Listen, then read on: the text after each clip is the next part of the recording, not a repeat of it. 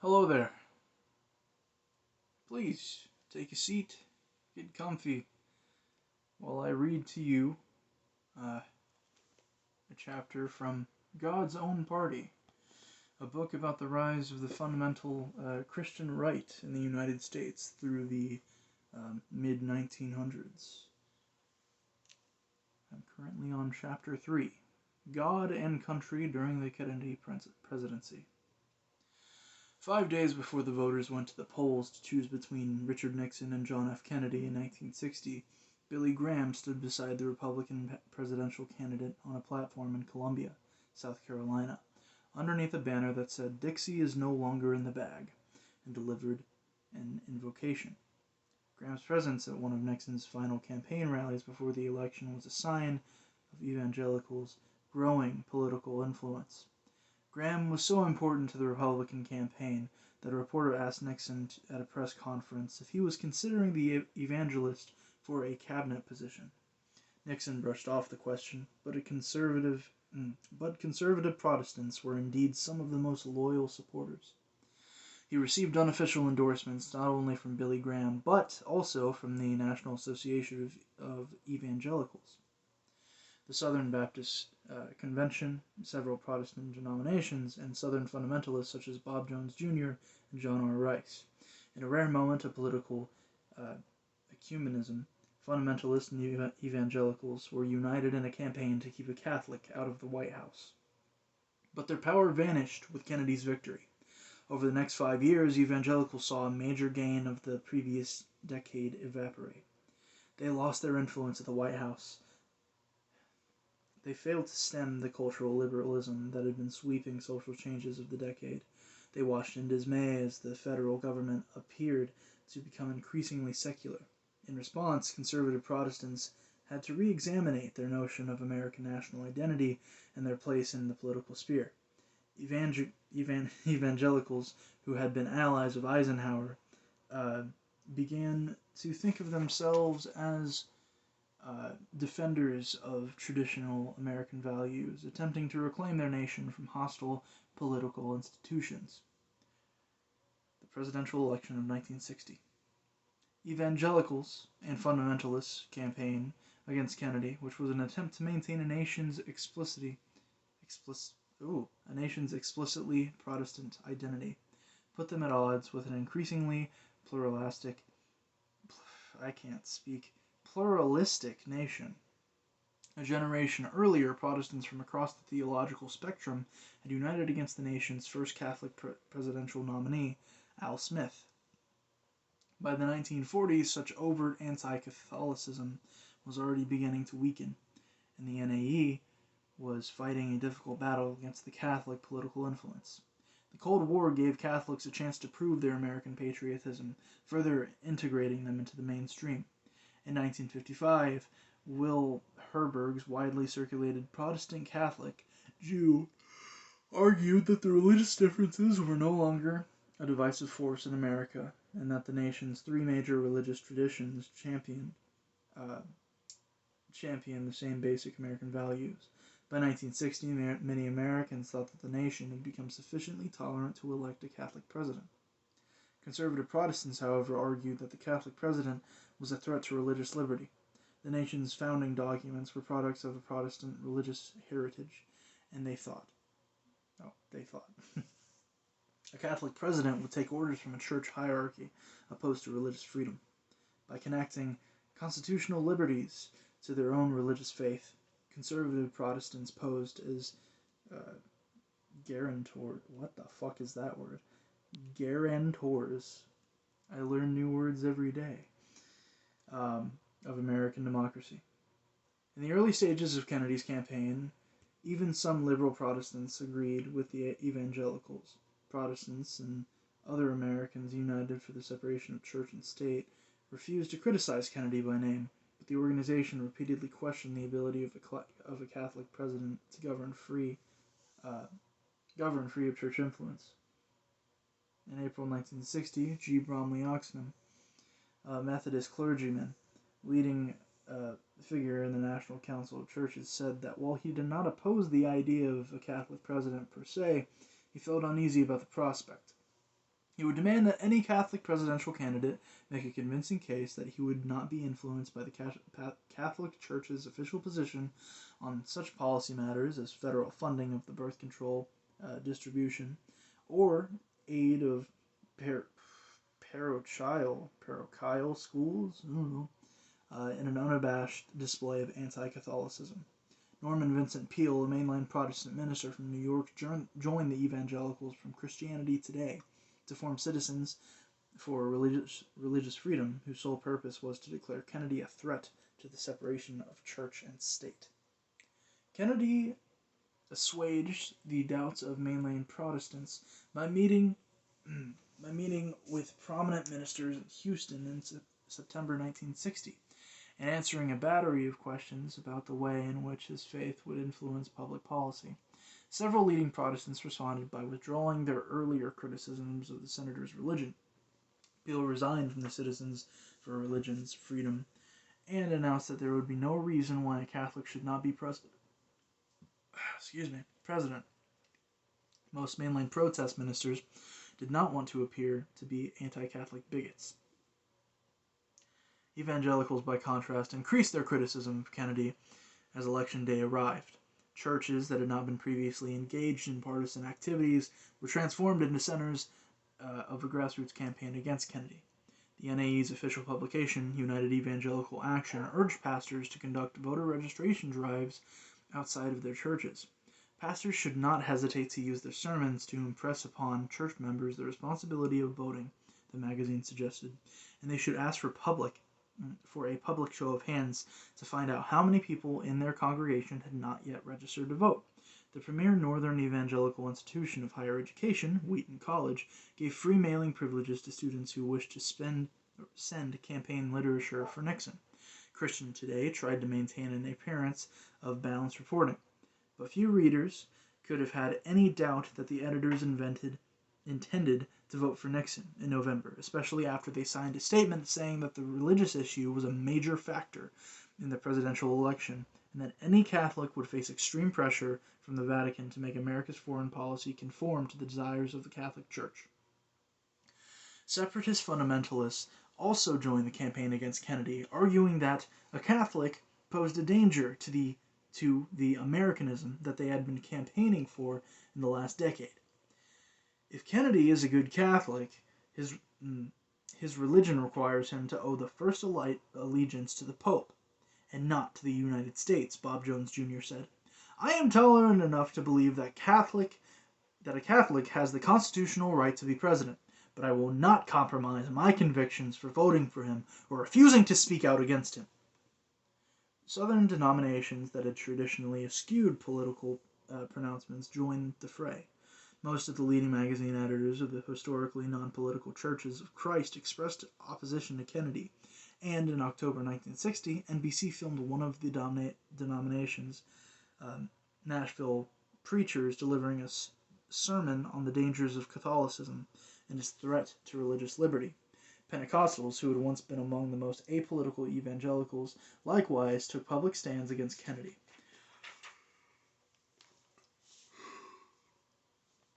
The International Pentecostal Assemblies and the General Presbytery of the Assemblies of God both passed resolutions opposing the election of a Catholic. Perhaps the Protestant campaign against Kennedy had its most pronounced political effort on the Southern Baptist Convention, or SBC.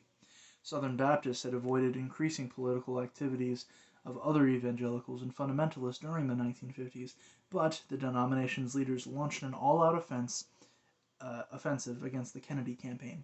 In May 1960, the denomination passed a thinly veiled anti-Catholic resolution warning that a candidate's affiliations, including the church, are a concern of the voters in every election. SBC President Ramsey Pollard said that he could not stand by and keep my mouth shut when a man under control of the Catholic Church runs for presidency of the United States. In July 1960, W.A. Criswell, pastor of the nation's largest Southern Baptist church, distributed 100,000 copies of his sermon, warning that Kennedy's election would spell the death of free church in the free state and our hopes of continuance of full religious liberty in America. In keeping with his role as the national evangelist who was allegedly above the political fray, Billy Graham tried to maintain the veneer of nonpartisanship in the election, but behind the scenes he played an important role in the Nixon campaign. For Graham, Nixon's election was imperative, not only to keep a Catholic out of the White House, but also to perpetuate the civil religion and evangelical political alliance that President Eisenhower had promoted. As a result of Graham's frequent visits to Eisenhower at the White House, Nixon had also become his friend, a man with whom he regularly corresponded and played golf. Accordingly, he began an unofficial campaign for Nixon months before the actual campaign started. In the fall of 1959, he had made an unprecedented partisan statement on Nixon's behalf by telling the press that Nixon was the best qualified and the best trained man for the presidency. That's funny. In May 1960, he gave the press another strong hint of his presidential preference by alluding to Nixon's 8 years of experience in the Eisenhower administration. "This is a time of world tensions," he said, "and I don't think it is time to experiment with novices." Graham was far more overt in his private correspondence with Nixon. Throughout the campaign, he sent Nixon frequent letters and telegrams suggesting political strategies that might appeal to evangelical voters, nearly always beginning them with the friendly salutation, "Dear Dick."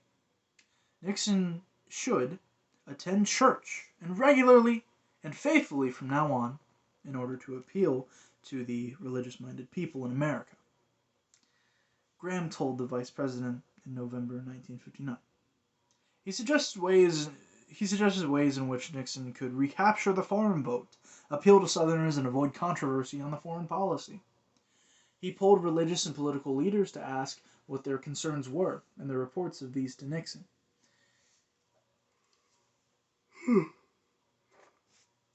His frequent letters to Nixon reflected a constant worry about Kennedy's leading the polls, and he often speculated about what Nixon could do to close the gap. Most of all, Graham gave Nixon updates on how he thought the religious issue would play among the nation's voters. He felt that the open attacks on Kennedy's Catholicism that came from the fundamentalists and Southern Baptists were counterproductive, because they had the effect of solidifying a much stronger Catholic vote. Instead, he advised Nixon to spend more time discussing his own religious faith, saying that he could solidify his standing among Protestants by presenting himself as a devout Christian and a man of conviction without appearing to be a religious bigot. Graham knew that Nixon's appeal to Protestants offered him the only hope he had of carrying the traditionally democratic South. Nixon seemed to welcome Graham's input.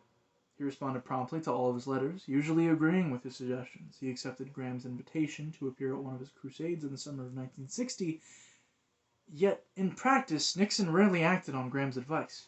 After he increased the frequency of his church-going in the summer of 1960, as Graham had now been urging him to do for months, he grumbled that his opponents were now charging him with deliberately injecting the religious issue into the campaign by allowing my picture to be taken going to church, as he told Graham in a letter. "This shows that you just can't win on that issue." On non-religious issues, he gave even less weight to the evangelist's suggestions. Early in the campaign, for example, Graham encountered Nixon to choose his running mate, Representative Walter Judd, RMN, a former missionary to China who was a darling of political act of Republican evangelicals. It becomes imperative for you to have as a running mate someone the Protestant Church can rally behind enthusiastically, Graham told Nixon in June. "With Dr. Judd, I believe that the two of you could present a picture to America that would put much of the South and the border states in the Republican column and bring about a decade of Protestant vote to counteract the Catholic vote." But Nixon instead selected Harry Cabot Lodge Jr., a name that Graham had not even mentioned in his correspondence. What Nixon wanted from Graham, more than advice, was endorsement. But Graham was reluctant to appear too political, and he resisted some of the Nixon campaign's overtures. Throughout the summer of 1960, he continued to tell journalists that he was not making an official endorsement of Nixon's candidacy, and he bristled whenever the press implied otherwise. I emphatically deny that I plunged into American politics as stated in Time, he complained in a letter to the editor of the magazine. Torn between the loyalty to Nixon and his desire to remain a nonpartisan image and national influence as an evangelist, Graham agonized over whether an endorsement of Nixon was appropriate. He skipped the Republican National Convention in order to hold an international crusade, despite receiving an invitation from the Nixon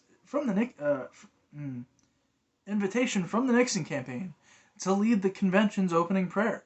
And after writing a pro-Nixon article for Life in October 1960, he decided at the last minute to take advice from some of his friends and cancel its publication.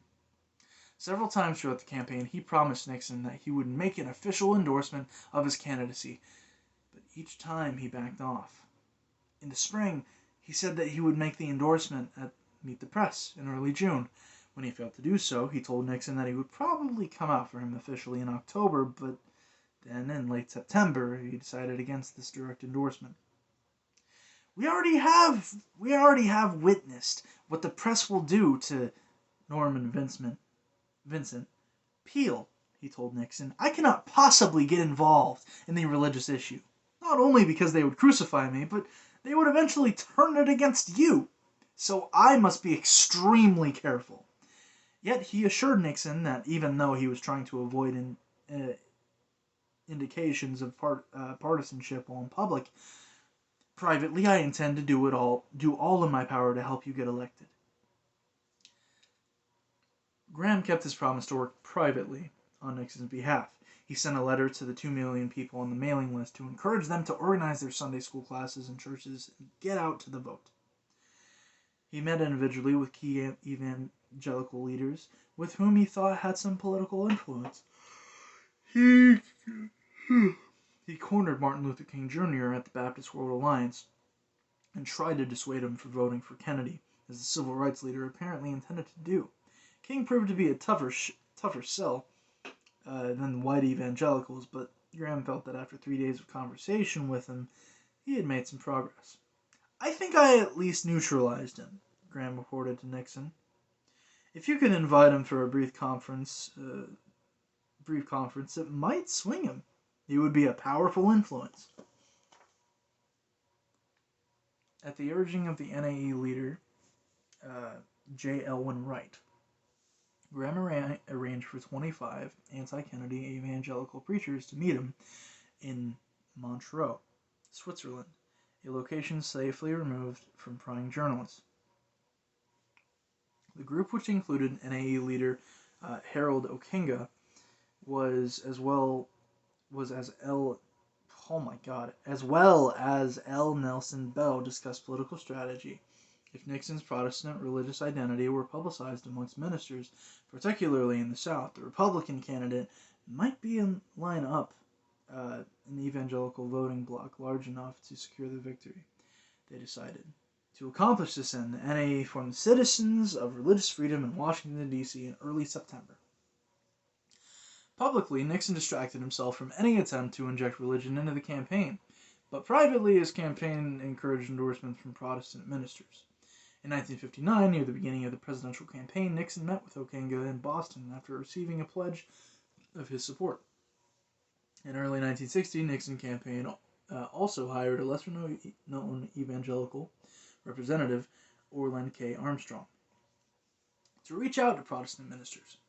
Armstrong was on hand for the Southern Baptist Convention's annual meeting in May, where he encouraged that its anti-Catholic resolution, and he convinced the ministers and several other Protestant denominations to begin speaking out against Kennedy.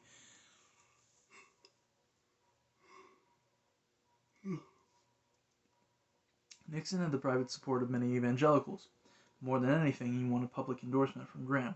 Nixon finally got his wish in the last week of the campaign when Graham decided to compromise his nonpartisan image by publicly appearing with the Republican candidate at a campaign rally in Columbia, South Carolina, where he delivered an invocation. The election was closer than many had predicted. Kennedy barely eked out a victory, and some election surveys indicated the opposition to the senator's religion may have hurt the Democratic candidate in a heavily Protestant area of the country. A poll showed that 66% of the Protestant voters nationwide voted against Kennedy. Even in the traditionally democratic solid South, 53% of Protestant voters cast their ballots for Nixon, according to the Gallup survey. With such strong opposition to the Catholic candidate, it was not surprising that Nixon won the electoral votes of several states in the South's periphery.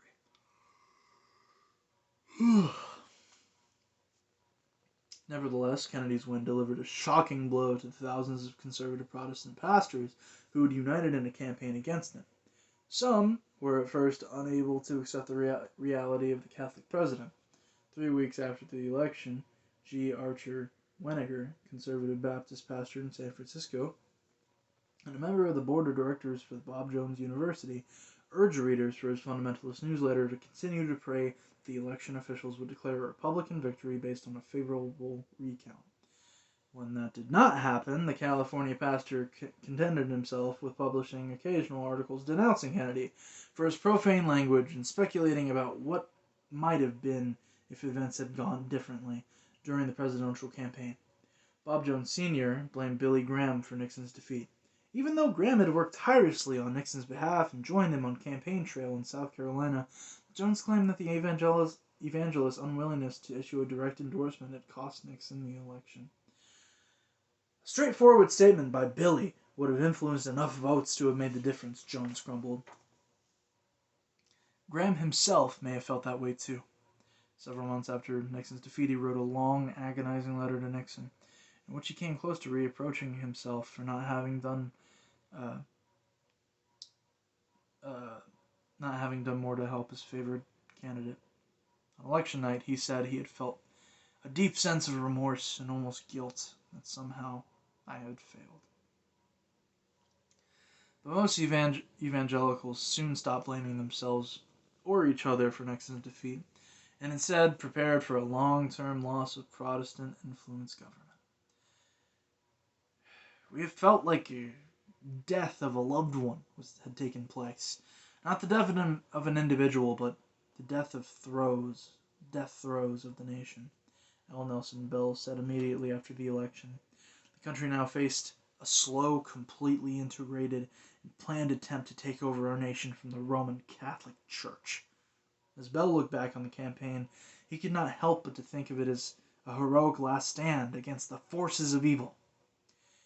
You, Dick, stood for the things that would have made America great, while Kennedy appealed to the most venal elements in individuals and society as a whole, Bell told Nixon a few days after the candidate conceded defeat. I feel that the judgment of God hangs over the people whom he has given so much, who have rejected spiritual values for those which are material.